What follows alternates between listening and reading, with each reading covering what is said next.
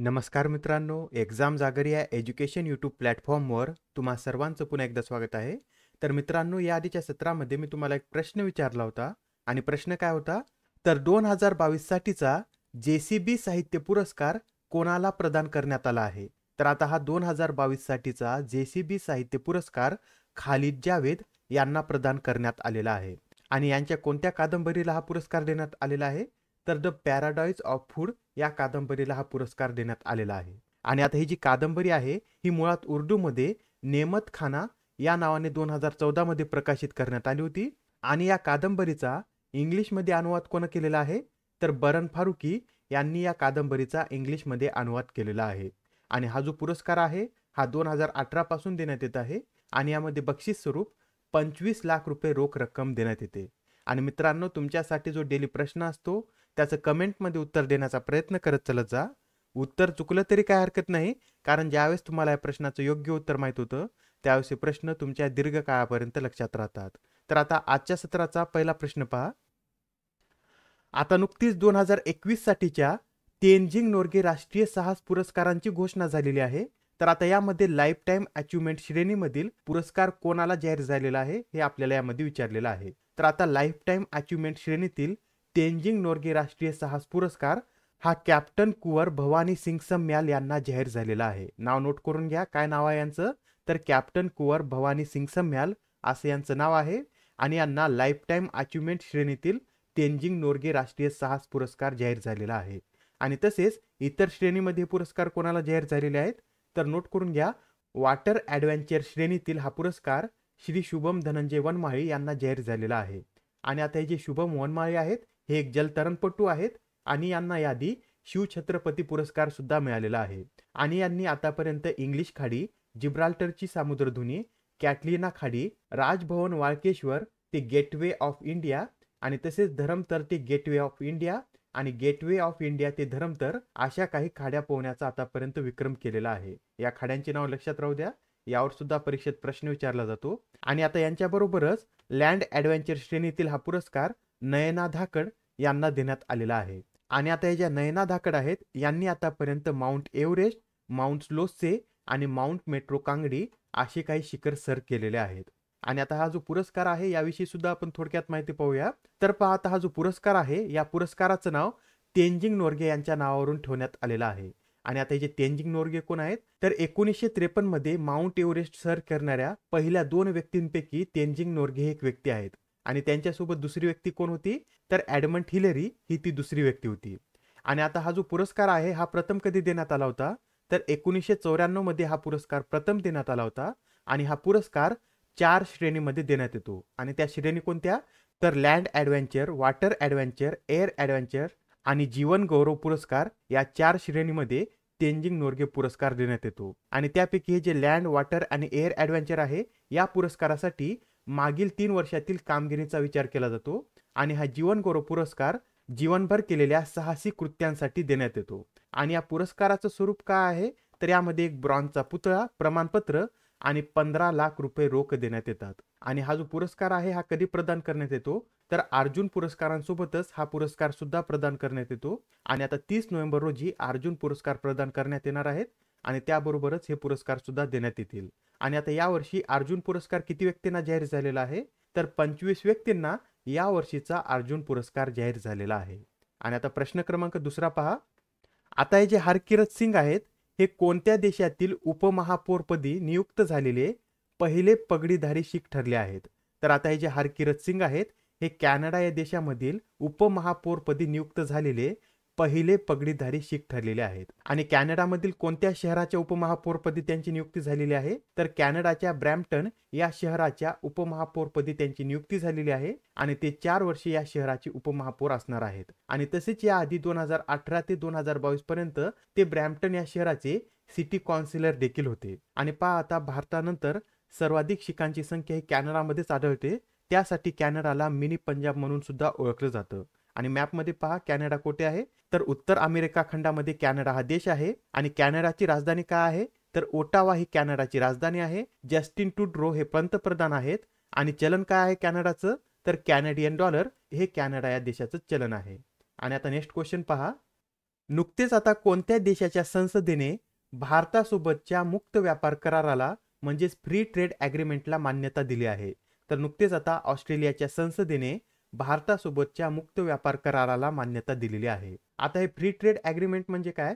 तर ज्यावेळेस आता भारतातील वस्तू ऑस्ट्रेलियामध्ये जातील तर त्यावेळेस त्या वस्तूवर आता कोणताही टॅक्स लावण्यात येणार नाही. आणि आता हा जो करार आहे, हा करार भारत आणि ऑस्ट्रेलियामध्ये कधी करण्यात आला होता? तर 2 एप्रिल 2022 रोजी हा करार करण्यात आला होता आणि आता त्याला नुकतीच ऑस्ट्रेलियाच्या संसदेमध्ये मान्यता सुद्धा मिळालेली आहे. आणि आता ऑस्ट्रेलिया या देशाने प्रथमच एखाद्या देशासाठी 100% टॅरिफ लाईन उघडण्याचा निर्णय घेतलेला आहे. आणि पहा, भारताचा सुद्धा गेल्या दशकातील विकसित देशासोबतचा हा पहिलाच मुक्त व्यापार करार आहे. याआधी असा करार जपान या विकसित देशासोबत करण्यात आला होता आणि त्यानंतर आता दशकानंतर असा करार ऑस्ट्रेलिया या देशासोबत करण्यात येत आहे. आणि तसेच आता या फ्री ट्रेड ॲग्रीमेंटनुसार ऑस्ट्रेलियात शिकणाऱ्या भारतीय विद्यार्थ्यांना 4 वर्षाचा ऑस्ट्रेलियाचा व्हिसा देण्यात येणार आहे. आणि आता प्रश्न क्रमांक 14 पहा. कोणता देश हा भारताचा प्रथम क्रमांकाचा खत पुरवठादार देश बनला आहे? तर आता भारताचा प्रथम क्रमांकाचा खत पुरवठादार देश हा रशिया बनलेला आहे. आणि आता 2022-23 या आर्थिक वर्षाच्या पहिल्या 6 महिन्यातच रशियाने चीनला मागे टाकून तो आता भारताचा सर्वात मोठा पुरवठादार देश बनलेला आहे. आणि पहा, एप्रिल ते सप्टेंबर या 6 महिन्यामध्येच रशियाकडून भारताला होणारा खत पुरवठा हा 371% वाढलेला आहे आणि तो 371% वाढून 2.15 दशलक्ष टन इतका झालेला आहे. आणि आपण याआधी म्हणजे 2021-22 या आर्थिक वर्षाचा विचार केल्यास त्यावेळेस रशियाचा भारतातील खत पुरवठ्यामध्ये 6% इतका हिस्सा होता आणि चीनचा 24% इतका हिस्सा होता आणि हे पूर्ण वर्षभरामध्ये होतं. पण आता 6 महिन्यातच रशियाचा भारतातील खत पुरवठा हिस्सा हा 22% इतका झालेला आहे आणि आता या वर्षाशेवटी हा 30 ते 35% पर्यंत जाण्याची शक्यता वर्तवण्यात येत आहे. आणि पहा, आता इथं खताचा उल्लेख आलेला आहे. तर भारताने आता नुकतीच खतासाठीची एक योजना सुरू केलेली आहे आणि त्याचं नाव काय आहे? तर वन नेशन वन फर्टिलायझर असं त्याचं नाव आहे. आणि ही योजना 17 ऑक्टोबर रोजी सुरू करण्यात आलेली आहे. आणि आता या योजनेअंतर्गत संपूर्ण भारतामध्ये भारत याच ब्रँड नावाने खताचा पुरवठा करणे बंधनकारक करण्यात आलेला आहे. आणि आता प्रश्न क्रमांक 5 पहा. आता नुकतेच नॉर्थ ईस्ट ऑलिम्पिकचं आयोजन करण्यात आलं होतं. तर आता या नॉर्थ ईस्ट ऑलिम्पिक स्पर्धेत कोणत्या राज्याने अव्वल स्थान पटकावले आहे? तर आता या नॉर्थ ईस्ट ऑलिम्पिकमध्ये मणिपूर या राज्याने अव्वल स्थान पटकावलेलं आहे. आणि मणिपूर या राज्याने या ऑलिम्पिकमध्ये एकूण 237 पदक मिळवलेले आहेत आणि सलग दुसऱ्या वर्षी मणिपूरने यामध्ये प्रथम स्थान मिळवलेलं आहे. आणि पहा, मणिपूरला यामध्ये 85 सुवर्ण, 76 रौप्य आणि 77 कांस्य पदक मिळालेले आहेत. आणि दुसऱ्या क्रमांकावर कोणतं राज्य आहे? तर आसाम हे राज्य आहे आणि आसामला यामध्ये 81 सुवर्ण, 60 रौप्य आणि 60 कांस्य पदक मिळालेले आहेत.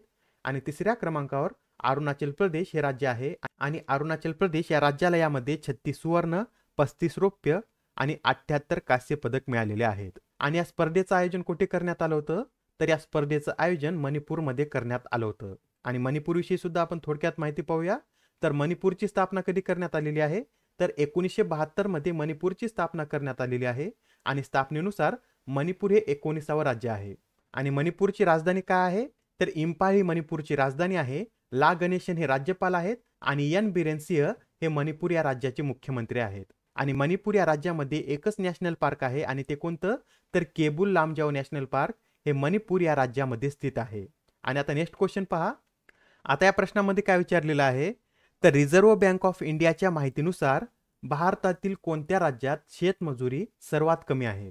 तर आता रिझर्व्ह बँक ऑफ इंडियाच्या माहितीनुसार मध्य प्रदेश या राज्यामध्ये सर्वात कमी शेतमजुरी आहे. आणि मध्य प्रदेशमध्ये किती मजुरी देण्यात येते? तर सरासरी 217.8 रुपये इतकी मजुरी देण्यात येते. आणि त्यानंतर दुसऱ्या क्रमांकावर गुजरात या राज्याचा क्रमांक लागतो. मध्य प्रदेश नंतर गुजरातमध्ये ही शेतमजुरी 220.3 रुपये इतकी आहे. आणि आता भारतामध्ये सर्वाधिक शेतमजुरी कोणत्या राज्यामध्ये देण्यात येते? तर केरळ या राज्यामध्ये देण्यात येते आणि केरळमध्ये हे प्रमाण 726.8 रुपये इतके आहे. आणि आता इथं आपल्या महाराष्ट्राची शेतमजुरी सुद्धा नोट करून घ्या. महाराष्ट्रामध्ये हे प्रमाण 284.2 रुपये इतकं सरासरी आहे. आणि आता ही जी मजुरी आहे ही एका दिवसाची आहे हे सुद्धा लक्षात राहू द्या. आणि आपण आपल्या पूर्ण भारताचा विचार केल्यास यामध्ये 2021-22 मध्ये सरासरी दैनिक मजुरी ही 323 रुपये इतकी होती. आता हे झालं शेतात काम करणाऱ्या कामगारासाठी. पण आता बिगर शेती कामगारासाठी ही मजुरी किती आहे? तर सर्वात कमी दैनंदिन वेतन हे मध्य प्रदेशमध्येच मिळते आणि ते किती आहे?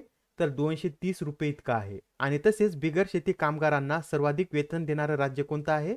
तर यामध्ये सुद्धा केरळ या राज्याचाच क्रमांक लागतो आणि केरळमध्ये हे प्रमाण 681.8 रुपये इतकं आहे.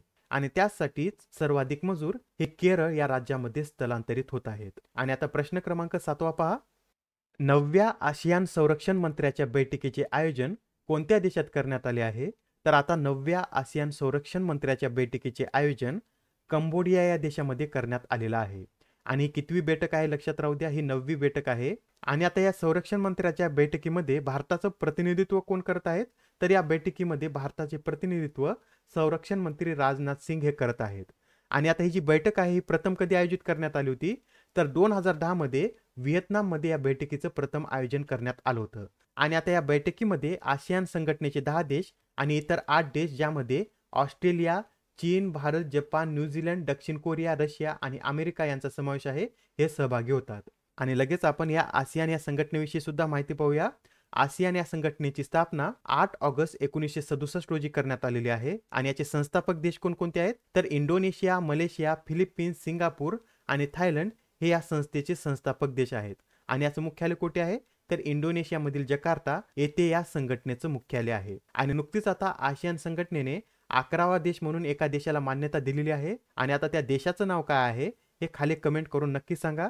आणि आता प्रश्न क्रमांक 8 पहा. खालीलपैकी कोणता केंद्रशासित प्रदेश हा GI टॅगसाठी अर्ज करणारा पहिला केंद्रशासित प्रदेश ठरला आहे? तर आता या प्रश्नाचं योग्य उत्तर आहे पर्याय क्रमांक 4, म्हणजेच अंदमान निकोबार हा केंद्रशासित प्रदेश GI टॅगसाठी अर्ज करणारा पहिला केंद्रशासित प्रदेश ठरलेला आहे. आणि नुकतेच आता अंदमान निकोबार या केंद्रशासित प्रदेशाने निकोबारी होडी हस्तकलेसाठी GI टॅग मिळवण्यासाठी अर्ज केलेला आहे. आणि होडी ही जी हस्तकला आहे ही निकोबारी जमातीची पारंपरिक हस्तकला आहे. आणि लगेच आपण इथं अंदमान निकोबार विषयी सुद्धा माहिती पाहूया. तर अंदमान आणि निकोबार हे सुमारे 572 लहान बेटाचा समूह आहे. आणि याची राजधानी काय आहे? तर पोर्ट ब्लेअर ही अंदमान निकोबारची राजधानी आहे. आणि सध्या अंदमान निकोबारचे लेफ्टनंट गव्हर्नर कोण आहेत? तर देवेंद्र कुमार जोशी हे अंदमान आणि निकोबारचे लेफ्टनंट गव्हर्नर आहेत. आणि आता प्रश्न क्रमांक 9 पहा. आता नुकतेच प्रसार भारतीच्या स्थापनेला किती वर्षे पूर्ण झाली आहेत? तर आता प्रसार भारतीच्या स्थापनेला 25 वर्षे पूर्ण झालेली आहेत. आणि प्रसार भारतीची स्थापना कधी करण्यात आली होती? तर 23 नोव्हेंबर 1997 रोजी याची स्थापना करण्यात आली होती. आणि आता या 23 नोव्हेंबरला प्रसार भारतीच्या स्थापनेला 25 वर्षे पूर्ण झालेली आहेत. आणि अलीकडेच आपण आता पाहिलं होतं की प्रसार भारतीचे मुख्य कार्यकारी अधिकारी म्हणून कोणाची नियुक्ती करण्यात आलेली आहे? तर गौरव द्विवेदी यांची प्रसार भारतीचे CEO म्हणून नियुक्ती करण्यात आलेली आहे. आणि आता हा प्रश्न पहा, यामध्ये काय विचारलेला आहे? तर आता हा जागतिक प्रतिजैविक जनजागृती सप्ताह कधी साजरा करण्यात आलेला आहे? तर आता जागतिक प्रतिजैविक जनजागृती सप्ताह हा 18 ते 24 नोव्हेंबर दरम्यान साजरा करण्यात आलेला आहे. आणि यावेळेसची या सप्ताहाची थीम काय होती? तर ती सुद्धा नोट करून घ्या. तर प्रिव्हेंटिंग अँटीमायक्रोबियल रेझिस्टन्स टुगेदर अशी यावेळेसची या दिवसाची थीम होती. आणि याबरोबरच काही वन लाईनर प्रश्न सुद्धा आपण पाहून घेऊया. तर पहा, तर आता अलीकडेच निधन झालेल्या तबस्सुम या कोणत्या क्षेत्राशी संबंधित होत्या?